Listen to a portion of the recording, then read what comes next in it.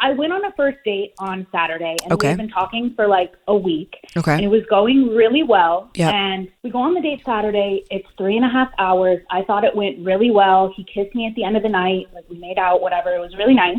Okay. And he told me to text him when I got home. So I did. And then he was like, oh, I just got home too, whatever. The next 2 mornings, he texted me good morning, but there was no conversation after that. So Okay. then yesterday morning, I texted him like, have a good day.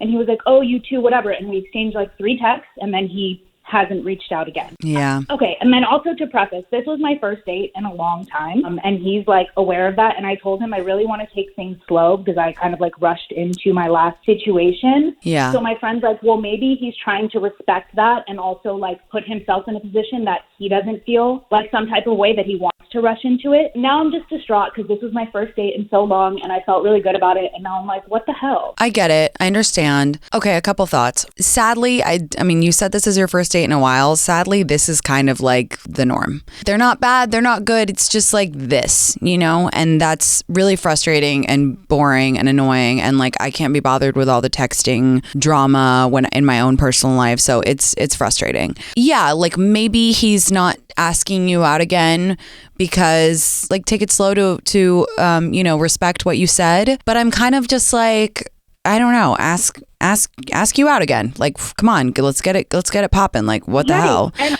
when we were together on the first date, he was like, oh, so when am I going to see you again? And Yeah. I was like, oh, like you tell me, like being cutesy. And then he was just like, oh, tomorrow and the next day and the next day, which is like low-key love bombing. But I just kind of like brushed that off, and I've been waiting for him to ask me again.